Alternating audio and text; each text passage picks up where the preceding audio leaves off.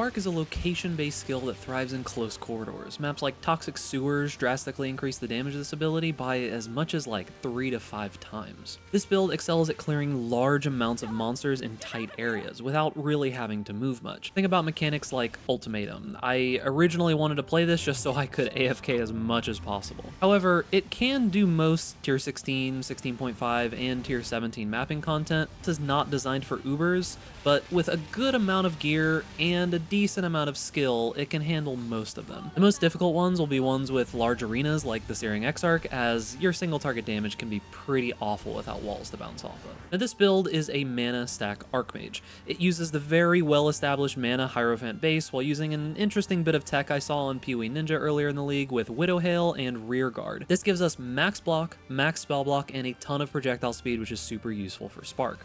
Now, I took this base that I saw on PoE Ninja, and I improved it a decent amount to make it a little bit more reliable, a little bit tankier, and a little bit easier to play for high-end content. Now, if you're just here for the POV, it is in the Mobalytics link that's down below, but before you go, make sure to like the video and comment to help support my channel, as watch time drastically affects how often YouTube pushes content to new viewers. But I have a lot of good info coming up about the build, as well as examples of various currency strategies I used while making this character, so make sure to stick around to see how the build plays and to support my content. Now, as said, our main ability is Spark, that we scale with our mana and the Archmage support gem. Our goals with this skill are to give it as much projectile speed, cast speed, and damage as possible. This allows us to coat the entire screen with an endless amount of sparks. This skill will bounce off of walls, allowing each cast to hit the same enemy multiple times. We use Pierce to augment our clear with this skill, and that gives us this massive piercing coverage. The next most important skill that we use is Arcane Cloak. This ability is both a huge source of damage as well as a huge source of survivability. It sacrifices a large portion of our mana to give us lightning damage and a shield. We focus on being able to cast this ability faster while reducing the cooldown as much as possible. You can automate this skill if you like, but I find that most of the time it is best to just simply cast it yourself, as spamming it constantly will eat up your mana and it won't be up in the times that you actually need it. One very powerful thing about Archmage builds in general is that they're able to use Frostblink of Wintry Blast quite well. Since we scale so much cast speed and we augment this with Archmage, this allows us to clear weaker mobs with our movement skill. This allows us to just blast through maps and only really have to cast our Spark for yellow mobs and difficult blue packs. As for utility skills, most of these are location based. These are just ones that are going to massively improve our stats. Sigil of Power reduces the damage of enemies within it and increases our added lightning damage. Frost Shield gives us additional crit to proc Elemental Overload, as well as improving our max hit drastically. Wreathed in Light from one of our graphs gives us additional lightning damage, as well as makes our damage lucky, which isn't as useful for Archmage, but it is still pretty decent. And finally, Enervating Grasp to sap nearby enemies and deal large amounts of damage. As for auras, we reserve Clarity on life, since most of our effective health pool is from mana, and we use Zealotry on an Eternal Blessing to give us crit, damage, and a source of consecrated ground. Lastly, we have a curse set up in our Kataba's Thirst alongside our Anathema. This, as well as our Ascendancy that gives us 4 power charges, allows us to get 4 curses auto-casting on our enemies. We use Sniper's Mark to help with single target, and then Elemental Weakness and Conductivity for damage. Your 4th curse can be Enfeeble for defenses, which is my preferred skill, or you can use Punishment if you just want more damage. Now that's the basics of the build. The rest of this video is going to be examples of the various styles of content that I farmed with this build, including the Atlas trees, Scarabs, and a run-through showing you firsthand how the build plays in the different styles of content. This should hopefully allow you to see if it's something that you'd like, and see if you would enjoy playing the build. So before we begin with the first showcase of how this build functions and different kinds of farming strategies, I do want to say that as you're leveling the build, I do suggest that you do some pretty standard Alkengo altars. Maybe you can do shrines and stuff like that, just some basic stuff to help you level up until you get enough currency, some basic levels of currency to be able to just grab the very basic pieces of gear. That's what I would suggest that you do first. After that, you can choose between 2 strategies. The first one is going to be essences here. So this essence strategy is a pretty simple one. We are doing calcification. This makes it so that rare monsters in the area are imprisoned by essences. It means all of them. And that means we just want to get as many natural rare monsters as we possibly can. So we are going to be doing increased number of rare monsters on just a blue map. Toxic Sewers in general is best for pretty much any tier 16 or tier 16.5 strategy, just because of the close quarters, because of Spark. And then we are going to be duplicating the rare monsters with these Scarabs of Adversaries. We're going to be using Ascent just to give us a tier higher essences, and then Essence Scarab of Stability to make sure that when we corrupt them, they don't do anything bad. Now, the tree is pretty stock standard. You take all of the essence nodes except for Crystal Resonance. It's just not that good. You take all of the map effect nodes to scale the amount of that rarity. You take altar stuff. You can take some map stuff if you want to be able to sustain. I personally was taking some shrine nodes as well as some Nico nodes just to give myself a little bit of boost early on when I wasn't as powerful as I could be. And yeah, let's show you how this works. Now, this strategy can be a little dangerous. So I would say that you'd probably want to get to at least like 90, maybe 91 before you do this strategy, because you're just going to lose all of your experience if you don't. Because sometimes the unfortunate thing is that there are essence mobs, I kid you not, that will be, oh, I forgot basically the most important thing. All right, so you can see that this is live because I messed up already. You need to bring Vol Orbs with you. So there are some essence mobs that are genuinely harder than like pinnacle bosses, genuinely harder than like tier 17 bosses sometimes. But for the vast majority of it, you're just going to be jumping through. If you see any like essence mobs that have a ton on them or any shrieking, you do want to Vol Orb them. Vol Orbs are pretty cheap right now, so I use them pretty freely. I don't really worry too much about it. The one thing that you do want to make sure that you always Vol Orb with this strategy is anything that's purple, because these these essences can turn into the high tier essences that are worth like, I don't know, like 9 or 10 chaos each. And yeah, look at that. I mean, I'm taking like 2/3 of my health sometimes from some of these like essence modifiers. They are genuinely very difficult. Like a lot of the time, I feel like I take more damage in a blue rolled tier 16 map than I do in some tier 17s, to be perfectly honest. But still, that is relatively rare for them to actually just destroy you. But this strategy is pretty consistent. One thing that I will say about this strategy in general is that you do want to ignore pretty much everything except the essences. You can kill the boss if you find it, but we're not scaling anything that's going to make any other mobs drop any items, so it doesn't really make very much sense to kill them. So you're just going to run through here, hit all the essences. There you go. You saw we got 2 of those, which is probably going to be like 20 chaos in and of itself. Even like these hives and stuff like this, completely ignore them. It's not worth the time. You're not scaling like amount of enemies in the zone. Like I said, you can kill the boss if you want to, because you'll get some like crafts, and you'll get progress towards the invitations that sell for a little bit of money. But besides that, kill the essences, ignore everything else. That's pretty much it for this strategy. This is really a time well spent type strategy to make money on this build. I did this for quite a while early on to afford most of my early gear. This is how I bought pretty much everything. When you're finished with the map, your inventory will probably look something like this. This is about an average result if you're only picking up Shrieking and Deafening. If you are picking up Screaming, your inventory will be much more full. You can if you want to, especially early on. It will still get you some money. But let's talk about selling these. So once you get the essences, I highly suggest that you just hold on to a bunch of them at one time. Only sell when you have 10 of each, because the way that Faustus works with these essences, you put in like a deafening essence of torment, you'll see that a lot of the time it's 1.4 something. So let's find one that's point something. Let's see. All right, so 1.31. So the idea here is that like you would want to sell either 10 or 100 to get the ideal amount of currency here. 10 is typically what I do most of the time. And same thing goes with Essences of Horror, Delirium, all the big ones. But you typically want to like stockpile a whole bunch of them and either sell them for divines or sell them per stacks of 10. Next strategy is going to be a hybrid Ultimatum Betrayal strategy. This is what I use to level up. There's a ton of things that you can do to level up on this build if you like. Like Abyss would probably be fine. You can do pretty much anything. You could do just normal maps, like you could just do I can go for quite some time, but this is a strategy that I personally used. So the idea behind this is that these Ultimatum Scarabs of Bribing give Ultimatum monsters grant 150% increased experience each. So you get 300% increased experience there. I'm using an Ultimatum Scarab of Inscription just because there's not really much else that I care to do, and this does allow you to get some money sometimes. We are using the Betrayal Scarab of Reinforcements just because Betrayal is typically pretty good for experience, and we are running these maps white, so it doesn't matter what you roll on it because the Ultimatum mobs aren't really going to change very much. And the last thing is the Ultimatum Scarab of Dueling. Now, if you don't feel like you can kill the Ultimatum boss consistently every time, or if you just really want to focus on XP, I highly suggest that maybe you just swap this for a normal Ultimatum Scarab like this, and then don't use the map mod, and then you could save some money and just run like Quantity or something like that. However, I do feel like it is worthwhile to kill the boss pretty much every time. As for the tree, this is just going to be The Ultimatum stuff, I do have map effect here just because I want some of these mods that are all around here, so it made sense to go that way anyways. And then the Betrayal stuff to make sure that June shows up pretty much every single time.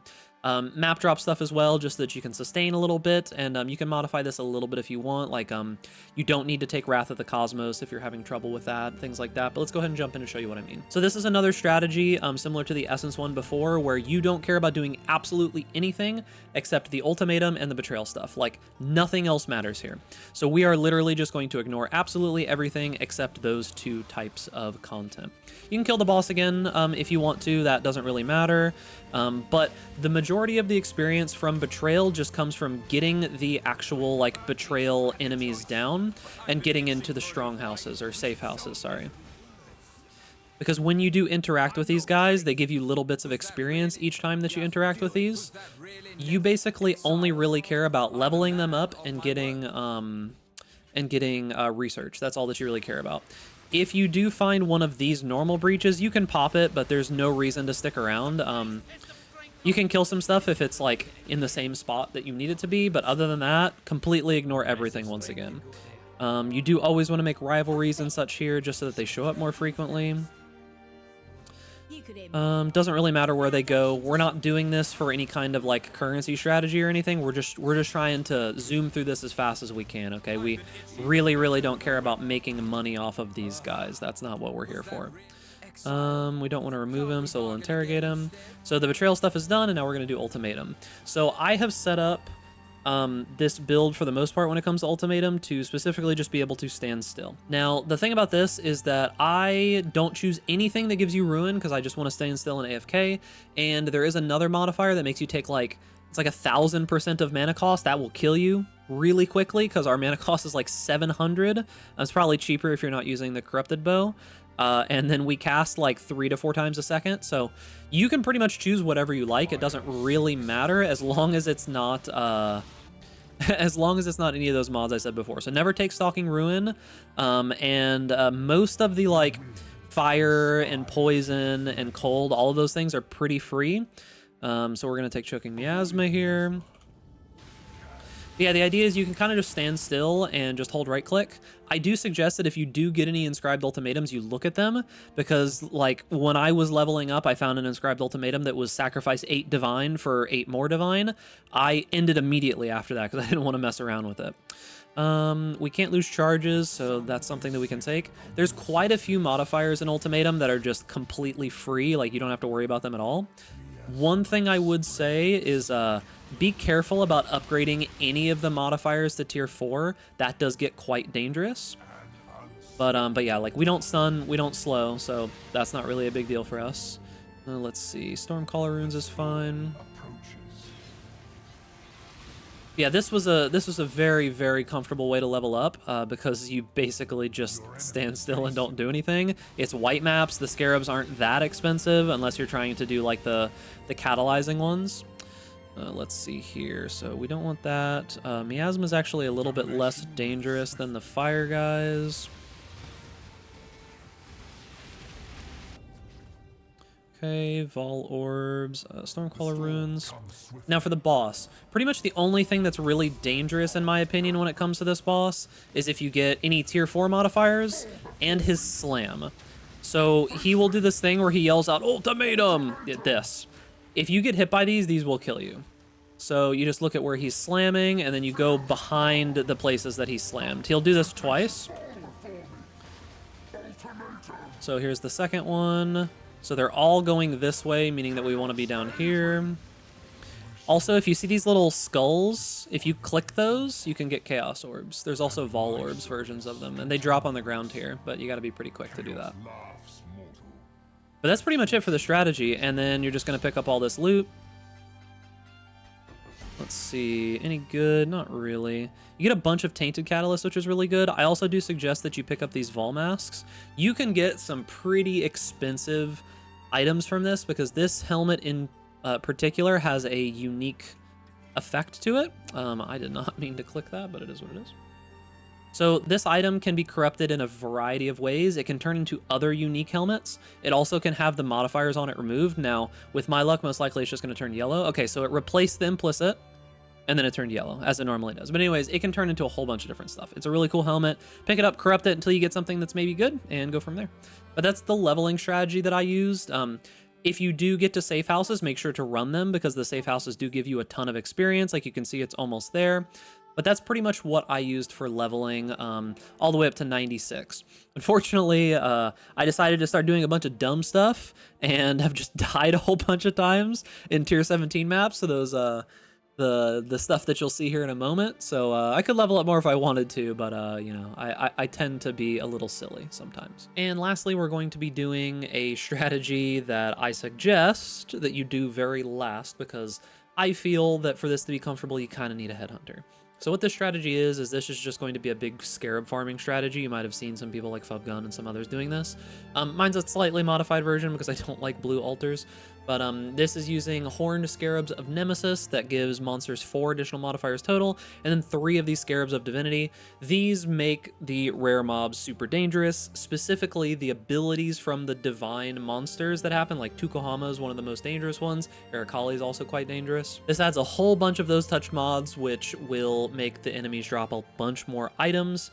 And essentially you just scale like map effect and Scarab drop. So we're going to go ahead and run this on a tier 17 Ziggurat. The grasping vines are a little bit annoying. Power charges can be a little bit spooky, but besides that, there's not really much here because we are immune to poison thanks to our anathema.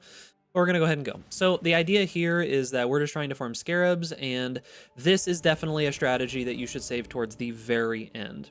I tried doing this without the Headhunter.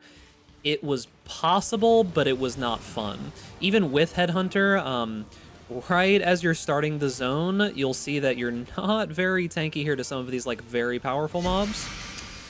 But once you get the Headhunter stacks going, it's quite a bit easier. So let's go ahead here. So realistically, your whole goal here is to just kind of keep the momentum up. You're going to want to make sure that you maintain these Headhunter stacks as much as you possibly can, and once you do get them going, you'll see that the enemies are not very much of a problem. Now, one big thing about Headhunter is that the vast majority of the damage that you get from Headhunter is Fizz gained as Ellie. This is not a Fizz build, so we are mainly using this just to get like cast speed and some defenses and things like that. It just kind of makes sense because the yellow mobs have like 8 to 10 modifiers sometimes, and you just steal all of them. So you can see, even though we haven't really killed that much, we're sitting at like 40 modifiers right now, and most of the time once I really get it going, you're sitting at like 50 to 60 average. So this is pretty much what this looks like. If you run extremely dangerous maps, you can expect to die. I mean, that's just kind of how it is sometimes. Once you do get these Headhunter stacks going though, it's not too big of a deal. I'll go ahead and jump to the boss here so you can at least see what it feels like to do the boss with Headhunter. It's not too bad. If you can manage to keep a good amount of Headhunter stacks going in, it's relatively easy. But other than that, let's go ahead and jump there. So we are going into the Katarina fight with about 50 buffs. These aren't going to last, unfortunately, because the way that this works is that there's a lot of downtime in this fight. Realistically, on average, the least dangerous part of these Scarab Divinity maps are going to be the bosses. Honestly, the bosses are kind of a pushover in comparison to all of the other awful things that spawn in a normal map. On this build in particular, I guess I will mention, since this is most likely the tier 17 that you'll be running, why are there none of the lines going on here? Did I bug it or something?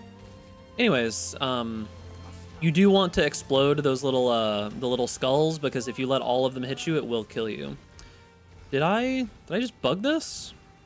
Okay, cool. I guess it's cool that I got this on video, but you can pretty easily just walk in those lines. They're not like a huge deal, the ones that are normally there. But I don't think I've ever seen those lines not pop up, so that's definitely kind of interesting. Another thing in general about this build is that if you are fighting a boss, you might as well pop all your cooldowns and just stand in them. It makes you significantly tankier to be in these, especially if the boss is standing in them. Like, we're talking 2 to 3 times as tanky if you're standing inside of these. So keep that in mind. But yeah, I mean, for the most part, even though it's not really a bossing build, it can handle T17 bosses relatively easily. Let's see what awful fragments we get this time. Oh, that's actually relatively decent, but that's pretty much a big juiced tier 17 with all of the like 300% extra damage. Honestly, the modifiers, as long as they're not super dangerous, don't really matter. It's really this apparition summoned by Pantheon touch monsters deal 300% increased damage. This is a nightmare. These things can one-shot you if you don't have a bunch of Headhunter buffs. And that's going to be it for the video. Make sure to check out the Mobalytics link down below that has the POB as well as a written guide and all of the information that you could need. And remember, boys, if you enjoy this content, make sure to give this video a like, subscribe to the YouTube channel, hit that notification bell to stay up to date with all the latest videos, and stay safe out there in Raid class. And I'll see you guys in the next video.